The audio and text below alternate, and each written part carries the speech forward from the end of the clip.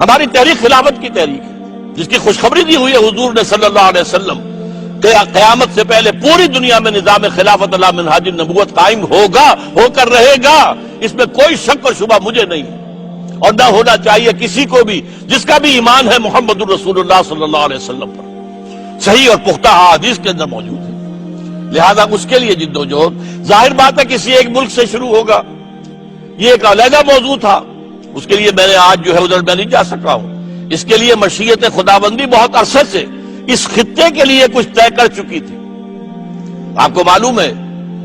تحریک خلافت چلی تو یہاں ہندوستان میں اور کہیں بھی نہیں چلی، آزادی کی تحریکیں چلی تو دوسرے ملکوں میں اپنے لوکل نیشنلزم کی بنیاد پر چلی، یہاں اسلام کے نام پر چلی۔ پاکستان معجزے کے طور پر قائم ہوا، پھر 27ویں شب رمضان مبارک میں نازل ہوا۔ یہ وہ آیات ہیں، یہ وہ کرامات ہیں جو پاکستان کے ساتھ وابستہ ہے۔ اس سے پہلے یہ کہ مجددین کا سلسلہ جو 1000 برس تک عالم عرب میں رہا تھا وہ ہندوستان میں منتقل ہوا۔ بہرحال اب یہ کہ اس کے بعد بھی اگر خدا نہ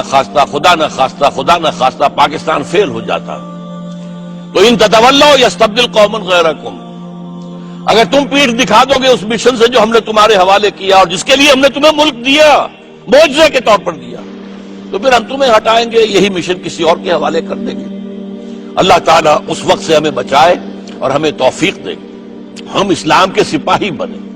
اور اسلام کو نافذ کرنے کے لیے اپنا تن من دل لگانے کے لیے تیار ہو جائے، ورنہ ہمارا حشر وہ ہوگا جو سورہ اعراف میں ایک شخص کا ذکر کیا گیا ہے، وَاتْلُ عَلَيْهِمْ نَبَأَ الَّذِي آتَيْنَاهُ آيَاتِنَا۔ ایک بلعام بن بابورہ ہوتا تھا،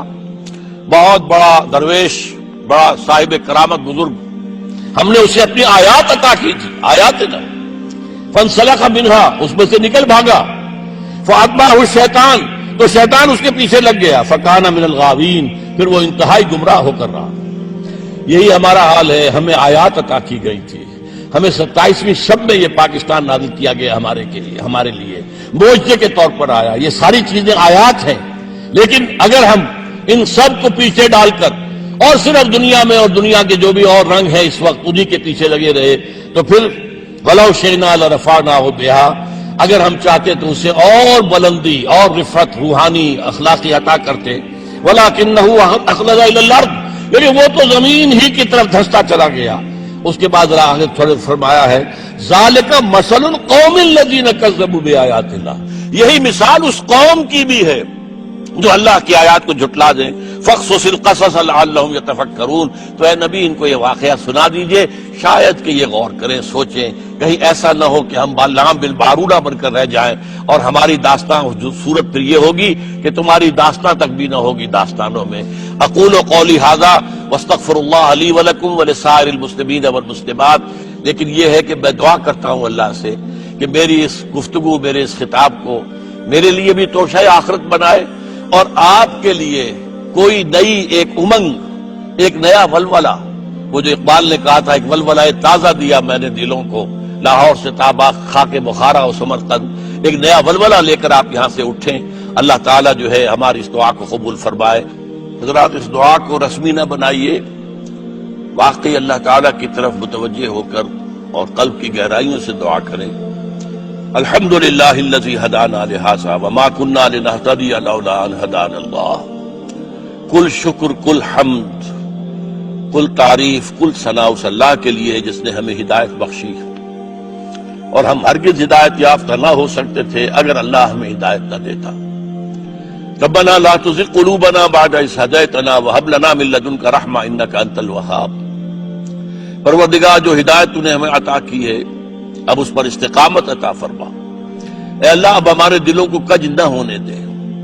اے اللہ تیرے نبی نے بتایا ہے کہ تمام انسانوں کے دل تیری دو انگلیوں کے مابین ہے، تو جدھر چاہتا ہے پھیر دیتا ہے۔ ہمارے دلوں کو ایمان کی طرف، تقوی کی طرف، احسان کی طرف، جہاد فی سبیل اللہ کی طرف، اقامت دین کی جد و جہد کے لیے اور نظامت خلافت علی منہاج النبوت کے قیام کی جد و جہد کے لیے کھول دے۔ ربنا تقبل منا انک انت السمیع العلیم وتب علینا انک انت التواب الرحیم۔ اے اللہ ہماری اس دعا کو شرف قبول عطا فرما، تو سب کچھ سننے والا، سب کچھ جاننے والا ہے۔ اللہم اغفر لنا ولآبائنا ولأمہاتنا ولجمیع المؤمنین والمؤمنات والمسلمین والمسلمات الاحیاء منهم والاموات انك سمیع مجیب الدعوات اللهم وفقنا لما تحب وترضى اللهم وفقنا نجاهد في سبيلك باموالنا وانفسنا اللهم وفقنا ان نقيم نظام الخلافة على منهاج النبوة في باكستان اولا وفي كل العالم آخرا وصلى الله تعالى على خير خلقه محمد وبارك وسلم تسليما كثيرا كثيرا.